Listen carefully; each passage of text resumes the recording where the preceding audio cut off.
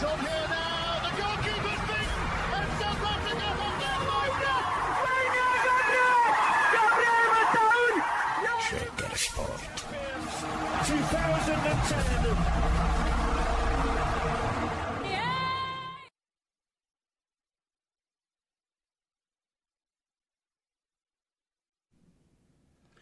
ተመልሰን መተናል። አድማጮቻችን እያደመጣችሁ ያላችሁት የእናንተን ሬዲዮ ሸገር ኤፍኤም 102.1 የዕለተ ረቡዕ የሸገር ስፖርት ፕሮግራማችንን ነው።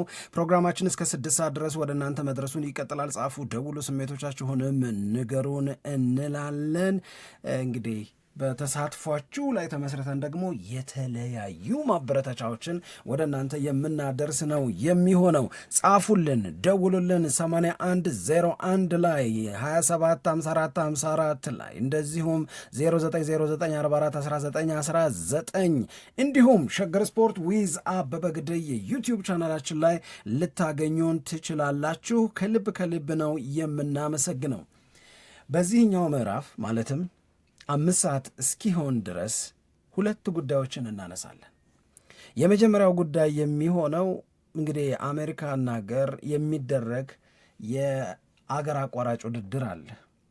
በአገር አቋራጭ ውድድር ላይ ኢትዮጵያ ክብሯም ውጤቷም ስኬቷም በጣም በጣም በጣም በጣም ትልቅ፣ በተለይ ደግሞ እንደነዚህ ያሉ በአገር አቋራጭ ውድድሮች ላይ ቀነኒሳ በቀለ የእንደዚህ ያሉ ውድድሮች ንጉስ ብለው የሚጠሩት ብዙ ናቸው። በስፖርቱ ዙሪያ ያሉ ስለሚገባው በጣም በተደጋጋሚ ድል ስላደረገ እናም ስለሚያስገርመው ውጤቱ፣ በነገራችን ላይ በተናጠል በሚደረጉ ውድድሮች ብቻ ሳይሆን በቡድን ውጤትም ኢትዮጵያ የአገር አቋራጭ ውድድር ላይ ያላት ውጤታማነት በዓለም ላይ በጣም ጥሩ ቦታ ከሚሰጣቸው ሀገሮች መካከል ያስቀምጣታል። ኢትዮጵያ ወርልድ አትሌቲክስ በሚዘጋጁ ድሮ አይደብሌፍ ብለን በምንጠራው የዓለም አትሌቲክስ ሻምፒዮናዎች፣ የዓለም ሀገር አቋራጭ ውድድሮች እንደዚሁም ደግሞ ኦሊምፒክ ላይ ስንሄድም በትራክ ውድድሮች ላይ የተሻለ ውጤት ካላቸው ሀገሮች በተደጋጋሚ ኃይሌ እንደሚያነሳው 5 ምርጥ የአትሌቲክስ ሀገሮችን ጥሩ ሲባል እዛ ውስጥ ወይ 3ኛ ልንጠራ የምንችል ወይ 4ኛ ልንጠራ የምንችልን ግን ብዙ ጊዜ በቶፕ 5 ውስጥ የምንገኝ ሀገሮች ነን። በጣም በጣም ትልቅ ስኬት ነው፣ ትልቅ ነገር ነው። ዓለም ላይ ካሉ ሀገሮች በሙሉ በሯጮቻችን በአትሌቶቻችን በተመዘገበ ውጤት የአንድ ጊዜ ባልሆነ በተደጋገመ ውጤት እንደዚህ ያለ ክብር ማግኘት ተችሏል። አሁንም ይህንን ውጤት ለማስቀጠል አክቲቭ በሆኑ ወጣት በሆኑ ታዳጊ በሆኑ አትሌቶች ኢትዮጵያ አሜሪካን ሀገር ሄዳ ውድድር ታደርጋለች፣ ተሳትፎ ታደርጋለች። ስለዚህ በዚህ ተሳትፎ ላይ እንግዲህ የተለያዩ አትሌቶች ተመርጠው የተለያዩ አሰልጣኞች ኃላፊነትን ወስደው በኢትዮጵያ አትሌቲክስ ፌዴሬሽን የሚፈለገው ነገር በሙሉ ተሟልቶ በአሜሪካን ሀገር የሚደረገው 46ኛው የዓለም ሀገር አቋራጭ ውድድር ለመደረግ እንግዲህ ቀኑ እየደረሰ ነው። ስለዚህ ወደ አሜሪካን ሀገር ተሂዶ አገርን ክብሯን ከፍ የሚያደርግ የተለመደውን ድል የሚያስገኝ ይሆናል ተብሎ የሚጠበቅ ውድድር ላይ ነበር ኢትዮጵያ የምትሳተፈው እና በዚህ ተሳትፎ ላይ አሰልጣኞች፣ የሕክምና ባለሙያዎች፣ የማሳጅ ባለሙያዎች፣ ኖጌሻዎች፣ እንደዚሁም የሚዲያ ሰዎች ከዛ በተጨማሪ ደግሞ አጠቃላይ ቡድኑን እየመሩ የሚጓዙ የኢትዮጵያ አትሌቲክስ ፌዴሬሽን የሚመድባቸው የሥራ ኃላፊዎች ወደ አሜሪካን ሀገር ሄደው ቆይታ አድርገው ደግሞ ውድድሩ የአንድ ቀን አድርገው ኢትዮጵያን በውጤታማነት ውድድሯን እንድታጠናቀቅ ስራቸውን ሰርተው ነበረ እና በዚህ ሂደት ላይ ያው አንዱ ስራ የሚሰራው በልምምድ ቦታዎች ላይ ልምምድ ማድረግ ነው። እዚህ ሱሉልታ ቀነኒሳ በቀለ ሆቴል ሆነው እዛ ካምፕ አድርገው እዛ ባለው ትራክ ላይ እዛ ባለው አካባቢ አንዳንዴም ቦታ እየቀየሩ ልምምዶችን ሲያከናውኑ ቆይተው ነበር እና በእነዚህ ሁሉ የመዘጋጀት ሂደቶች ውስጥ ማለፍ አንድ ነገር ነው። ሁለተኛው ደግሞ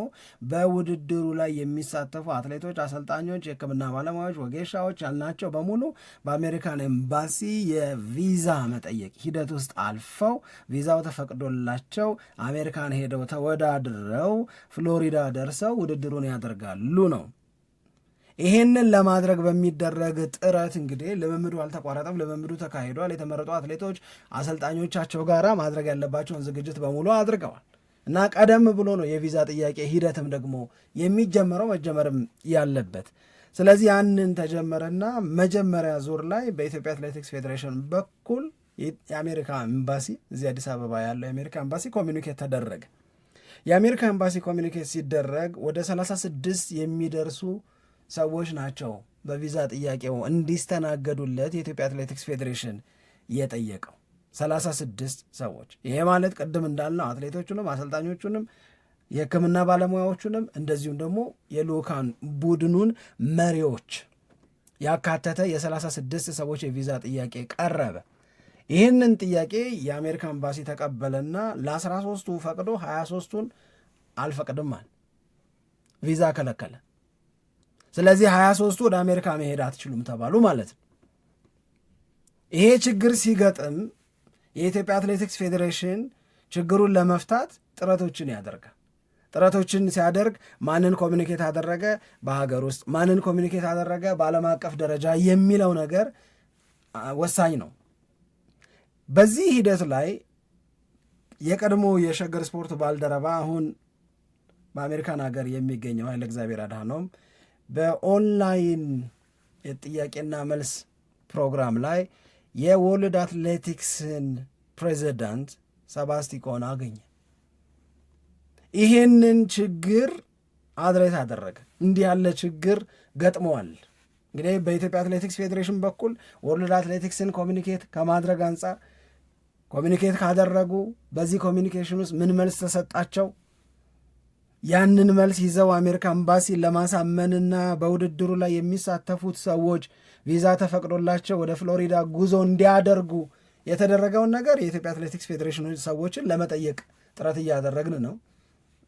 ስላልተሳካ ነው እስካሁን ድረስ። ምናልባት በዚሁ ፕሮግራም ላይ ሀሳባቸውን ልናካተት እንችላለን። ግን ቢያንስ ሰባስቲኮ የወርልድ አትሌቲክስ ፕሬዚዳንት ግን ይሄ ጥያቄ ቀርቦለታል። ይሄ ጥያቄ በሚቀርብበት ሰዓት ችግሩ እንዳለ አውቃለሁ። የወርልድ አትሌቲክስ ፕሬዚዳንት ነው፣ የውድድሩ ባለቤት ነው። ውድድሩ አሜሪካ ፍሎሪዳ እንዲዘጋጅ የፈቀዱት እነሱ ናቸው። ስለዚህ ይሄ ችግር እንዳለ እናውቃለን። ወደ አሜሪካ የሚደረጉ ጉዞዎች ላይ ያለው ጠንከር ያለ ከቪዛ ጋር የተያዘው ኢሹ የዚህ ምክንያት የዚህ ሰበብ ሊሆን እንደሚችል አስቸጋሪ እንደሆነ ግን ደግሞ እንዲህ ያለው ችግር ከዩጂን የጀመረ መሆኑን በማስታወስ አሁንም ወርልድ አትሌቲክስ የሚመለከታቸውን ሰዎች በሙሉ ከሎካል ኦርጋናይዚንግ ኮሚቴው ከአሜሪካ የሚመለከታቸው ሰዎች ጋር በሙሉ በመነጋገር ችግሩ እንዲፈታ የማገዝ ስራ ለመስራት ጥረት እንደሚደረግ የሚቻለው በሙሉ ይደረጋል የሚል አጠር ያለ መልስ ተሰጥቶ ነበር። ይሄ መልስ የተሰጠው በወርልድ አትሌቲክስ ፕሬዚዳንት በሰር ሰባስቲኮ። በኋላ በሀገር ውስጥ ደግሞ ሸገር ስፖርት ባገኘው መረጃ የውጭ ጉዳይ ሚኒስትርን የኢትዮጵያ አትሌቲክስ ፌዴሬሽን ኮሚኒኬት እንዳደረገ፣ የኢትዮጵያ አትሌቲክስ ፌዴሬሽን ለውጭ ጉዳይ ሚኒስትር ባሳሰበው መሰረት እንዲህ ያለ ችግር ገጥሞኛልና አግዙኝ ባለው መሰረት የኢትዮጵያ የውጭ ጉዳይ ሚኒስትር የፌዴራል ውጭ ጉዳይ ሚኒስትር በውድድሩ ላይ የሚሳተፉ ዋና የምትሏቸውን ተመራጭ ናቸው፣ ውድድሩ ላይ ቢሄዱ በቀጥታ ይገባሉ የምትሏቸውን አትሌቶች ብቻ ስም ዝርዝር ላኩልኝ እንዳለ ያ ጥያቄ በሚቀርብበት ሰዓት ላይ የ12 አትሌቶች፣ አንድ የጽህፈት ቤት ባለሙያ፣ አንድ ደግሞ የሌላ ሰው ተደርጎ የ14 ሰዎች ስም ዝርዝር በውጭ ጉዳይ ሚኒስቴር በኩል እንዲደርስ ተደረገ። ከዛ በኋላ ያው ዝርዝር ወደ አሜሪካ ኤምባሲ ትናንትና ገባ። አሁን እንደሰማ ነው አሜሪካ 14ቱንም ከለከለች። አትሄዱም ማለች፣ ወይም ቪዛውን አልፈቅድም ማለች። በወርልድ አትሌቲክስ በኩል የተደረገ ጥረት፣ በውጭ ጉዳይ ሚኒስቴር በኩል የተደረገ ጥረት፣ በራሱ በኢትዮጵያ አትሌቲክስ ፌዴሬሽን በኩል የተደረገ ጥረት ካልተሳካ ምንድን ነው የሚሆነው? ምንድነው ኦፕሽኑ? ምንድነው አማራጩ? በጣም ከባድ ነው። ያበሳጫል፣ ቅር ያሰኛል፣ ለምን የሚል ጥያቄን ያስነሳል። አሁንም በኢትዮጵያ አትሌቲክስ ፌዴሬሽን በኩል እንዲህ ያለውን ያጋጠመውን ፈተና እንዲህ ያለው ያጋጠመውን ችግር ሪዞልቭ ለማድረግ ለማቃለል የሚደረግ ያለን ጥረት በተመለከተ እንድናውቅ ቢያገዙን በጣም ደስ ይለናል። የመጀመሪያው ነጥብ እሱ ነው። ሁለተኛው ምንድን ነው ቀጥሎ የኢትዮጵያ አትሌቲክስ ፌዴሬሽን የሚወስደው እርምጃ? ለምሳሌ ትላንት ከሆነ የኢትዮጵያ አትሌቲክስ ፌዴሬሽን የ14 ተወዳዳሪዎች እንግዲህ አንዱ የጽህፈት ቤት ኃላፊው ናቸው፣ 12ቱ አትሌቶች ናቸው፣ አንዱ ሌላ ባለሙያ ነው ከተባለ እነዚህ ሁሉ ሰዎች በተከለከሉበት ኢትዮጵያ የልዑካን ቡድን ተወዳዳሪዎቿን መላክ ትችላለች። መላክ የማትችል ከሆነስ ለኢትዮጵያ አትሌቲክስ ፌዴሬሽን ቀጣዩ ስራ የሚሆነው ለወርልድ አትሌቲክስ ኦፊሻሊ ማሳወቅ አይሆንም ወይ?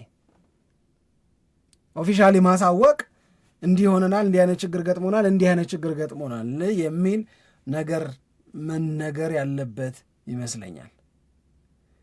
ከዚህ አንጻር እንግዲህ ዶክተር አመንሲሳን ለማግኘት ጥረት አድርገናል። መልሰው እንደሚደውሉ ነግረውናል። ካገኘናቸው የፕሮግራማችን አካል እናደርግና ምንድን ነው እየሆነ ያለው፣ ቀጥሎስ ምን ታሰበ የሚሉትንና ተያያዥ ጉዳዮችን ለማንሳት ጥረት እናደርጋለን። ግን ልክ አይደለም፣ የእውነት ለመናገር ልክ አይደለም። እኔ በኢትዮጵያ አትሌቲክስ ታሪክ ኢትዮጵያ እንደ ሀገር በምትወዳደርበት ውድድር እንዲህ ያለ የበዛ የቪዛ ክልከላ አጋጠመ ሲባል ሰምቼ አላቅም። ምናልባት አሁንም በዚህ ጉዳይ ላይ ይህንን አማራጭ ቢከተሉ፣ ይህንን አማራጭ ብንከተል፣ እንደዚህ እኮ ቢደረግ የሚል ሀሳብ ያለው ሰው በሙሉ ሀሳቡን ቢሰጥ፣ ሀሳቡን ቢያወጣ በጣም ደስ ብሎን የምናሰናግር ይሆናል። ግን እኔ የመጀመሪያ ኤክስፒሪየንስ ነው። አንድ ሰው ሁለት ሰው ይሄ ነገር ስለተጓደለ፣ ይሄ ነገር ስላልተሟላ በዚህ ሁኔታ ቪዛውን መስጠት አንችልም ሊባል ይችል ይሆናል፣ አጋጥሞ ያውቅ ይሆናል። 36 አቅርቦ 23 መከልከል፣ 14 አቅርቦ 14ቱ መከልከል፣ ያውም ውጭ ጉዳይ ሚኒስትርም ተሳትፎበት ከተባለ እንደዚሁም ደግሞ ወርልድ አትሌቲክስም ተሳትፎበት ከተባለ አሜሪካ ለምንድን ነው እንደነዚህ ያሉ ውድድሮችን የምታዘጋጀው ታዲያ? እንደ ቀጥሎስ ኦሊምፒክ ላይ ምን ሊኮን ነው? አሁንም ሎስ አንጀለስ ላይ ነው ኦሊምፒክ የሚደረገው። እንዴት ሊሆን ነው? ከዚህ በፊት በዚሁ የሸገር ስፖርት ፕሮግራም ላይ ስናነሳ እንደነበረው ሁላችሁም ታስታውሳላችሁ። አሜሪካ የዓለም ዋንጫ አዘጋጅ ናት ከሜክሲኮና ከካናዳ ጋር በመሆን አሜሪካ በሜክሲኮ እና በካናዳ ታግዛ የዓለም ዋንጫን ታዘጋጃለች። በዚያ የውድድር ዓመት መጨረሻ ላይ አሁን ሐምሌ ሰኔ ምናምን ላይ ውድድር አለ አሜሪካን ሀገር የሚዘጋጅ በጣም ብዙ ሀገሮች የሚሳተፉበት። በቅርቡ በዛው በአሜሪካን ሀገር የዕጣ ማውጣት ስነ ስርዓት ሲከናወን ነበር። የዕጣ ማውጣት ስነ ስርዓቱ በሚከናወንበት ጊዜ የኢራን ብሔራዊ ቡድን ምክትል አሰልጣኝ ቪዛ ተከልክለዋል፣ ቀሩ። የኢራን እግር ኳስ ፌዴሬሽን ላከ ለፊፋ፣ ፊፋ ዝም። የዓለም ሚዲያ በዚህ ጉዳይ ላይ በጣም ብዙ ሀሳቦችን አስተላለፈ፣ ብዙ ሀሳቦችን አንሸራሸረ። አሜሪካ ዝም። አሜሪካ ምንድን ነው ምክንያቷ ሲባል ምናልባት በ2026 በሚደረገው የክረምቱ የዓለም ዋንጫ ላይ የኢራን ብሔራዊ ቡድንን አምበል ጨምሮ ሌሎች ተጫዋቾችም የቪዛ ክልከላው ሊያጋጥማቸው ይችላል። በእርግጥ ያኔ የዓለም ሚዲያ በጣም ከፍተኛ የሆነ ትኩረት ስለሰጠው እንደዚህ እንዴት ይሆናል፣ እንዴት እንደዚህ ይዘለቃል፣ ይሄ እኮ ትክክል አይደለም፣ አግባብ አይደለም፣ የውድድር አዘጋጅ እስከሆነች ድረስ ለተወዳዳሪዎች እና በውድድሩ ላይ ሚና ኃላፊነት ላላቸው ሰዎችና ባለሙያዎች ቪዛ የመስጠት ግዴታ እንዲኖርባት ውድድሩን ለአሜሪካ አሳልፈው የሚሰጡ የስፖርት ተቋማት ፊፋ ሊሆን ይችላል፣ ወርልድ አትሌቲክስ ሊሆን ይችላል፣ ጫና ማሳደር ካልቻሉ እንዴት ነው የሚሆነው? እንዴት ነው የሚዘለቀው? የሚል ጥያቄን ያስነሳ ነው። አሜሪካ የምትለው ነገር ምንድን ነው? ለምሳሌ ኢራን ማንኛውም ዕድሜ 18 እና ከዛ በላይ 19 እና ከዛ በላይ የሆነ ሰው በወታደራዊ ግዴታ ውስጥ ያልፋል ነው። ይሄንን የነሱን የሀገራቸውን ግዴታ በወታደራዊ ሂደት ውስጥ የማለፍን ሂደት እምቢ ሊሉ አይችሉም። የሀገር ግዴታ ነው። ያንን ተቀብለው ነው ኢራናዊ ሆነው የሚኖሩት። ደግሞ ፕራውድሊ ነው ያንን ነገር የሚቀበሉት። ስለዚህ እነሱ በኢራን ወታደራዊ ሂደት ውስጥ ያለፈን ሰው ከለክላለው ነው አሜሪካ ደግሞ የምትለው። አሁን ምክትል አሰልጣኙ የተከለከሉት በዛ ምክንያት ነው። አንበሉ የተከለከለው በዛ ምክንያት ነው። እንዴት ነው የሚደረገው? እንዴት ነው የሚዘለቀው? የሚለውን ነገር ለማንሳት የሚያስገድድ ነው የሚሆነው። አሜሪካ በሌላ ማንኛውም ምክንያት ወደ ሀገር አትግቡ ያለቻቸውን ሰዎች ወደ ሀገሯ እንዳይገቡ ማድረግ ትችል ይሆናል፣ መብቷ ነው፣ ሀገሯ ነው። ነገር ግን ዓለም አቀፋዊ ውድድር አዘጋጃለሁ ብላ አንዱ ከሌላው ብልጫ የሚያገኝበትን እንዲህ ያለ ክልከላ ግን ማድረግ አትችልም። አሁን ኬንያ እንደዚህ ያለ የቪዛ ክልከላ ካላጋጠማት በኬንያ ተወዳዳሪዎች እና በኢትዮጵያ ተወዳዳሪዎች መካከል የሚደረገው ውድድር ዊሊት ቢ ፌር ነው የሚሆነው። በኩያነት ኢትዮጵያን ባላት አቅም ኬንያን ባላት አቅም ያደረጉት ውድድር ሊባል ነው። ኬንያ ስለተፈቀደላት ምርጥ አትሌቶቿን ይዛ እንድትቀርብ፣ ኢትዮጵያ ስለተከለከለች ያላትን አትሌት ምርጦቹን ይዛ ለመቅረብ በተፈቀደለትና በተከለከለ መካከል የሚደረግ ውድድር how could it be fair? እንዴት ሊሆን ይችላል? ይህንን እያደረገች ያለችው አሜሪካ ናት ማለት ነው።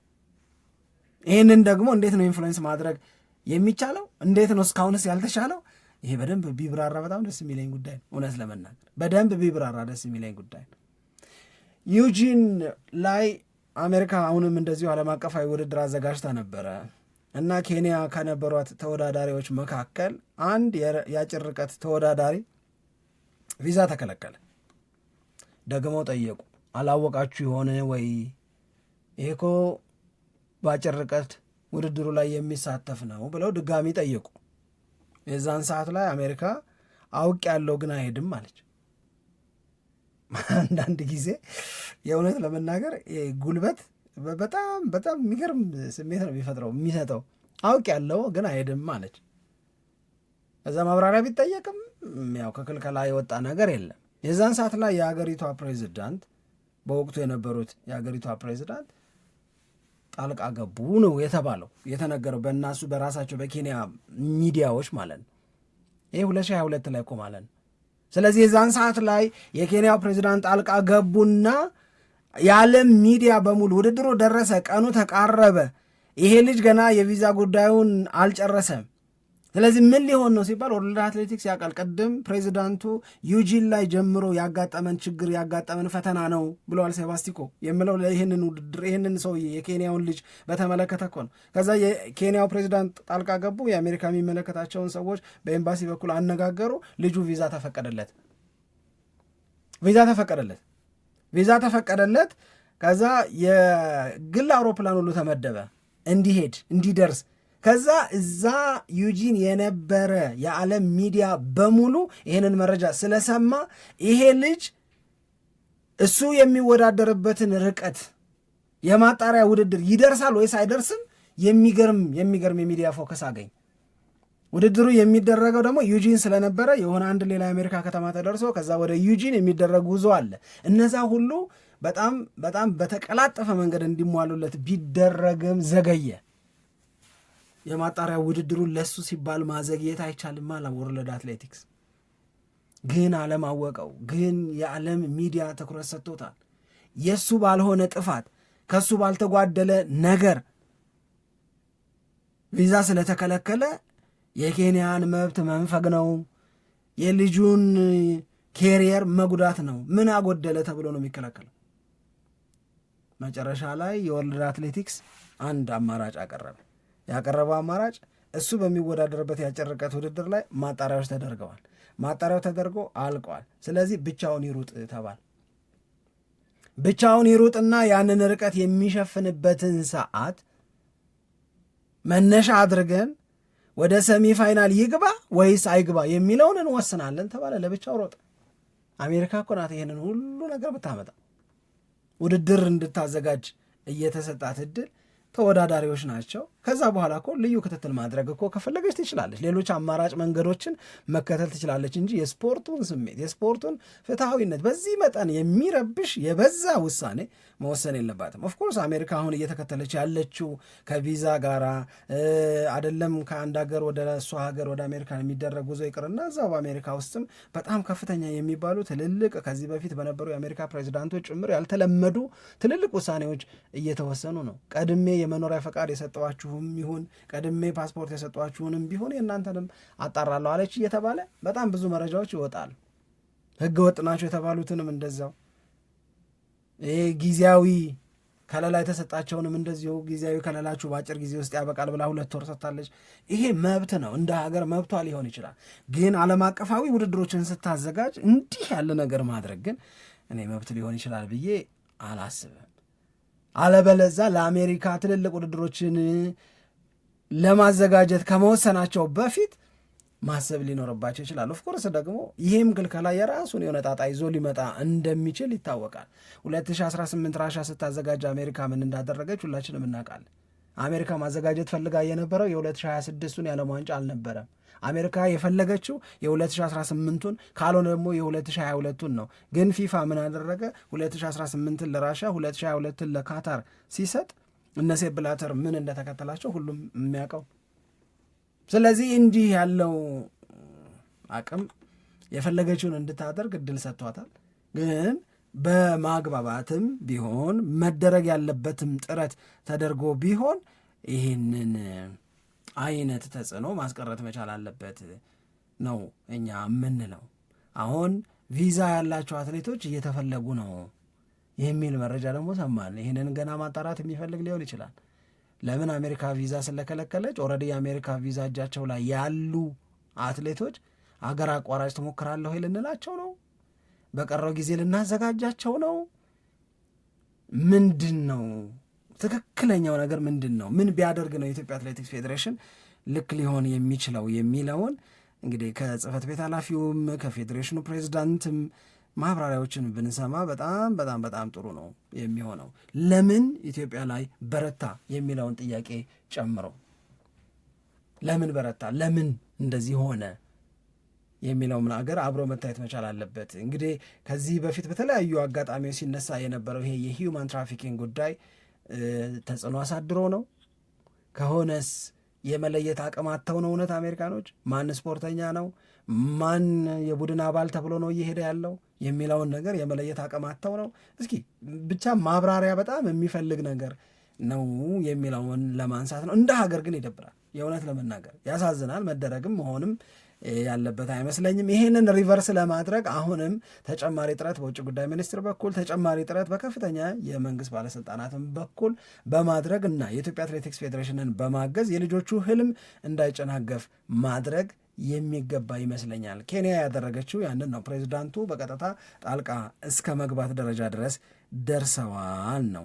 ይሄንን ካልሆነ ግን ቀርተናል ብሎ ማሳወቅ ነው የሚሻለው ወይስ ባሉት ልጆች መሄድ ነው የሚሻለው? ወይስ ደግሞ ቪዛ ያላቸው እንደ ለተሳትፎ ያህልም ቢሆን ይግቡ፣ በዚህ ውድድር ላይ አልመረጥናቸው ማለት ነው። በሌላ አነጋገር ከመቅረት ይሻላል በሚል እነሱ ማስገባት ነው ወይ? ሀሳብ ያላችሁ ሀሳብ ብትሰጡን በጣም ደስ ይለናል። ልምድ ያላቸው አትሌቶችም በዚህ ጉዳይ ላይ የሆነ ነገር ብትሉ በጣም ደስ ብሎን የምናስተናግድ ነው የሚሆነው።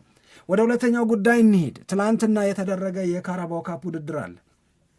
አርሰናል ግማሽ ፍጻሜውን ተቀላቅሏል። ከቼልሲ ጋር የሚደረግ የግማሽ ፍጻሜ ጨዋታም ይኖረዋል። የአርሰናልና የክሪስታል ፓላስ ጨዋታ 1-1 በሆናቸው ውጤት ነው የተጠናቀቀው። ከዛ በኋላ ግን በነበረ የመለያ ምት 8-7 በሆነ ውጤት አርሰናል አሸንፎ ግማሽ ፍጻሜውን ተቀላቅሏል። ካራባኦ ካፕ ነው፣ ልክ ነው። የአርሰናል፣ ቼልሲ፣ ማንቸስተር ሲቲ ወደ ግማሽ ፍጻሜ ካለፉት በጣም ትልልቅ ክለቦች መካከል የሚጠቀሱ ናቸው። ቼልሲና አርሰናል ነው ቀጣይ ጨዋታቸውን የሚያደርጉት። ይሄ የትናንትናው የአርሰናል ድል በበጎም በጎ ባልሆነ ምክንያትም ሊነሳ የሚችልባቸው የተለያዩ ምክንያቶች አሉ። እነዚህ ምክንያቶች ምንድናቸው የሚለውን ደግሞ ዘርዘር አድርገን ለማየት እንሞክራለን። የመጀመሪያው ነጥብ ለእኔ የድል መጥፎ የለውም። ድሉ ከመጣበት ነገር መማር ግን ሁልጊዜም ቢሆን በጣም ጠቃሚ ነው። አንዳንድ ጊዜ አንድ ለአንድ እኮ ነው የወጣው በሪጎሬ እኮ ነው ያሸነፈው ምናምን የሚባል ነገር የለም። የእግር ኳስ የድል ውጤት በተለያየ መንገድ ሊመዘገብ ይችላል። በመለያ ምት ማሸነፍም የድል ውጤት ከሚመዘገብባቸው መንገዶች መካከል አንዱ ነው። የተከለከለ ያልሆነ ቀሽሞች የሚያደርጉት አይደለም። ይሄም በጉብዝና የሚገኝ ነው። ለምሳሌ አርሰናል ከመታቸው የመለያ ምቶች ሁሉንም አስቆጥረዋል። ይሄም ጉብዝና ነው። በእግር ኳስ ለመጀመሪያ ጊዜ የሆነም ነገር አይደለም። በጣም ትልልቅ የሚባሉ ቶርናመንቶች ኢንክሉዲንግ የ2022 ካታር ያዘጋጀችው የዓለም ዋንጫ ምናልባት በእግር ኳስ ክትትል ህይወታችን ምርጥ ከምንላቸው የምንጊዜም ጨዋታዎች መካከል አንደኛው ፈረንሳይና አርጀንቲና ያደረጉት ሊዮኔል ሜሲ ለመጀመሪያ ጊዜ የዓለም ዋንጫን ያሸነፈበት የዓለም ዋንጫ ነው። ያ ጨዋታ በመለያ ምት ነው የተጠናቀቀው። ያንን የዓለም ዋንጫ የመለያ ምት ውድድር ማሸነፍ አርጀንቲና ከክብሯ ዝቅ የሚያደርገው ነገር እንደሌለ ሁሉ አርሰናልም ትላንትና ክሪስታል ፓላስን በዛ መንገድ ማሸነፉ ክብር ሊያጎድል የሚችል ነው ብዬ አላምንም። አይደለምም፣ ሊሆንም አይገባውምም። ግን ደግሞ በዚህ ሂደት ውስጥ ትምህርት የለም ወይ ከተባለ ትምህርት አለ። ለምሳሌ ትምህርት አንድ የሚሆነው አርሰናል አሁንም ከጎል ማስቆጠር አቅም ጋር በተያያዘ ብዙ ነገሮችን ማሻሻል መቻል አለበት ካልናው ልክ ነው። ትናንትና ማይተነው ከነበረ ጨዋታውን ዌስትፉልነስ ወይም አባካኝነት በጣም ይበዛ ነበረ። ይሄንን የበዛ አባካኝነት ስለ መቀነስ መነጋገር ከሆነ በጣም ትክክል፣ በጣም ተገቢም ነው የሚሆነው። እንደነዚህ ያሉ የሚገኙ የሚፈጠሩ የግብ ዕድሎችን ኖኒ ማድዌኬ ይስት የነበረውን፣ ጋብርኤል ሱስ ይስት የነበረውን፣ ሌሎቹም የአርሰናል ተጫዋቾች በቀላሉ ወደ ጎልነት ሊቀይሯቸው ይገቡ የነበሩትን ኦፍኮርስ አንዳንዶቹን የአርሰናል ተጫዋቾችን እንዴት ሳቱት ልንል እንችላለን። አንዳንዶቹን ግን ለክሪስታል ፓላሱ ግብ ጠባቂ ክሬዲት የምንሰጥበት ከነሱ የማግባት አቅም ሳይጎድል በሱ ጉብዝና ምክንያት ወደ ጎልነት ያልተቀየሩ ጥረቶች አሉ። ግን አርሰናል በዘንድሮ የውድድር ዓመት ከተወሰነ ጊዜ በፊት ስንል እንደነበረው በብዙ የውድድር አይነቶች ለክብር ሊያበቃ የሚችል አቅም ላይ ነው ያለው ካልንና በዛው አቅም ላይ እንደሆነ የሚሰማን ከሆነ እንደዚህ አይዘለቅም፣ እንደዚህ አይኖርም። ከባድ ነው። ትላንት የካራባው ካፕ ውድድር ሆነና በመለያ ምት የመሸናነፍ ዕድል ስለሚሰጥ ነው እንጂ እነዛ የመሳሰሉ የግብ ዕድሎች ባክ ነው 94-95ኛው ደቂቃ ላይ ደግሞ ጎል ገብቶ ቢሆን በፕሪሚየር ሊግ 2 ነጥብ የታጣበት ጨዋታ ነበር የሚሆነው። እንዲህ ያለውን ዕድል አርሰናል መፍቀድ ማቆም አለበት። ጎል ማስቆጠር መቻል አለባቸው። ከተወሰነ ጊዜ በፊት ስለ ማንቸስተር ሲቲ ስንናገር የነበረውን ነገር ሁላችንም እናስታውስ። ማንቸስተር ሲቲ እያሸነፈ ነው። ማንቸስተር ሲቲ ከደረጃ ሰንጠረዥ መሪዎቹ ብዙም አልራቀም። ነገር ግን ማንቸስተር ሲቲ ላይ የሚታዩ ክፍተቶች አሉ፣ ሊታረሙ ይገባቸዋል የምንላቸው አልና ማንቸስተር ሲቲ ከጎል ማስቆጠር ጉዳይ ጋር በተያያዘ ሃላንድ ላይ ያለው ዲፔንደንሲ ስጋት ላይ ይጥለዋል። ሃላንድ የሆነ ነገር የሆነ እንደሆነ ድንገት ፎርሙ ድሮፕ ያደረገ እንደሆነ ከሌሎቹ ተጫዋቾች ጎል ማግኘት እስካልተቻለ ድረስ ስራውን ከባድ ያደርገዋል፣ አስቸጋሪ ያደርገዋል። ብልጫ በሌሎች በቀላሉ እንዲወሰድበት ሊያደርግ ይችላል። ከዛ በኋላ ምን ሆነ? ማንቸስተር ሲቲ በጣም በርካታ ጎል አስቆጣሪ ተጫዋቾች መጡለት፣ የተለያዩ የጎል ሶርሶችን አገኘ። ታይጃኒ ራይንደርስ በቀደም ያገባል፣ ራያን ቼርኪ ያገባል፣ ፊልፎደን ያገባል፣ ራሱ ሃላንድ ያገባል፣ አንዳንድ የተከላካዮቹ ያገባሉ፣ እነ ጊቫርዲዮል አይነት ተጫዋቾች እነ ሩበን ዲያዝ ያገባሉ። በቃ ይሄ ነው እስክንል ድረስ ማንቸስተር ሲቲ እንደ ችግር ይታይበት የነበረውን ነገር መቅረፍ ችሏል። አርሰናልም ከዚህ አንጻር ከተለያዩ ተጫዋቾች ጎሎችን በአስተማማኝ ሁኔታ ወደ ማግኘት መምጣት አለበት የሚለውን እንደ ሌሰን አሁንም መወሰድ አለበት። ጥሩ ነገር እያሸነፈ ነው እንዲማር እየጠየቅን ያለ ነው። እየባከነ እየተሸነፈ ከውድድር እየወጣ ነጥብ እየጣለ አደል። ኦፍኮርስ በፕሪሚየር ሊጉ ነጥብ የጣለባቸው አጋጣሚዎች አሉ። ነገር ግን ስቲል የደረጃ ሰንጠረዡ መሪ ነው እያሸነፈ በውድድሩ ወደ ግማሽ ፍጻሜ እየሄደ ይሄ ግን ጉድለት አለብኝ እንዲል ግን ይጠበቃል። ይህንን ማድረግም ደግሞ አለበት። አንደኛው ነጥብ እሱን ትምህርት ከተባለ፣ ሁለተኛው ትምህርት ይሄ ላስት ሚኒት ላይ አሁን ይሄ ገብቷቸዋል። ከጨዋታውን በኋላ አርቴታ ከጨዋታውን በኋላ ተጫዋቾቹ ሲናገሩ ከሰማችሁ አንዱና ደጋግመው ያነሱት ጉዳይ ሌትሊ የሚገቡብን ጎሎች ዋጋ እያስከፈሉን ነው፣ እዚህ ላይ መታረም መቻል አለብን። ትላንትና ማርክ ጉዬ ያገባው ጎል 95ኛ ደቂቃ ላይ የተቆጠረ ነው። አስቶን ቪላ የጨዋታውን የመጨረሻ የኳስ ምት ጎል አድርጎ ነው አርሰናልን 2-1 በሆነ ውጤት ያሸነፉ። ሰንደርላንድ 2 ነጥብ ያስጣለው ሌትሊ ጎል አግብቶ ነው። እንደነዚህ ያሉ ነገሮችን መጥቀስ ይቻላል። ኢቭን ወልቭስ አርሰናል ላይ ጎል ያገባው ሌት ነው። ያንን በሌላ ጎል ስላካካሱትና ድል ስለሆነ ደብዝዞ ቀረ እንጂ ጨዋታ መገባደጃ ላይ ላክ ኦፍ ኮንሰንትሬሽን ነው ወይ? ከተወሰኑ ጊዜያቶች በፊት ይነሳ የነበረው የአርሰናል የክሊንሺት ታሪክ ምን ነካው? ምን አገኘው?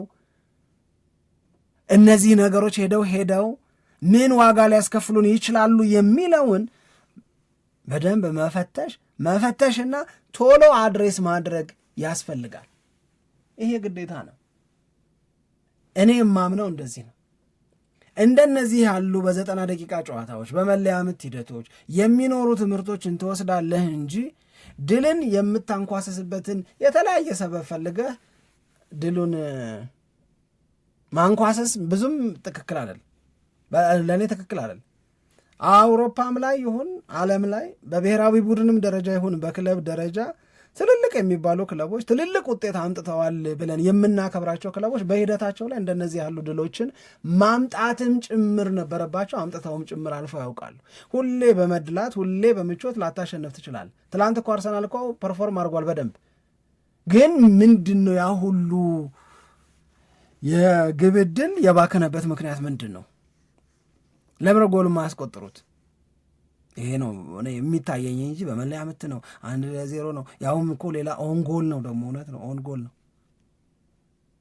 የክሪስታል ፓላሱ ተጫዋች ነው ራሱ ላይ ጎል ያገባ።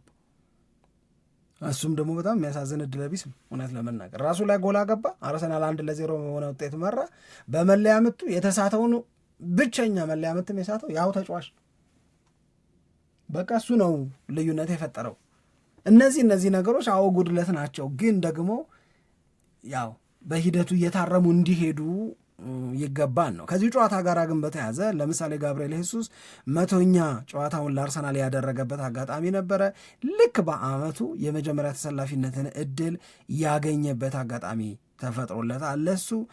በዚህ ሂደት ላይ እንግዲህ የተለወጡ ነገሮች አሉ ወይ? አዎ የተለወጡ ነገሮች አሉ። ምናልባት በጋብርኤል ሄሱስ መመለስ የማርቲኔሊን ማማር አላየንም ወይ? እስኪ እዚህ ላይ ሀሳብ እየሰጣችሁ ቆዩን። አንድ የምናነሳው ነገር እሱን ስለሆነ ድሉ ምን ትርጉም አለው፣ ድሉ ምን ፋይዳ አለው የሚለውንም ነገር ለማንሳት ጥረት እናደርጋለን። እነዚህንና ሌሎች አዳዲስ መረጃዎችንም ይዘን እንመጣለን። በጣም ብዙዎቻችሁ የምትጠይቁት የዝውውር መስኮቱ ሊከፈት ነው፣ ማን ራሱን በምን አይነት የተጫዋቾች ግዢ ያጠናክራል የሚለውም እንደዚሁ የእናንተን ጥያቄ የምንመለስበትን መረጃ ይዘን እንመጣለን። ከተሳካልን ደግሞ ቀደም ሲል ባነሳ ነው የቪዛው ጉዳይ የተለያዩ መረጃዎችን ወደ እናንተ የምናደርስ ነው የሚሆነው። እያደመጣችሁ ያላችሁት የእናንተን ሬዲዮ ሸገር ኤፍኤም 102.1 የዕለተ ረቡዕ የሸገር ስፖርት ፕሮግራማችንን ነው። ፕሮግራማችን እስከ 6 ሰዓት ድረስ ወደ እናንተ መድረሱን ይቀጥላል። የአጋሮቻችንን መልእክት አድምጠን ቀጥሎ እናነሳለን ላልናቸው ጉዳዮች ተመልሰን እንመጣለን። በያላችሁበት ያማረ ዕለተ ረቡዕ ይሁንላችሁ። ሸገር ኤፍኤም 102.1 የእናንተ ሬዲዮ ነው።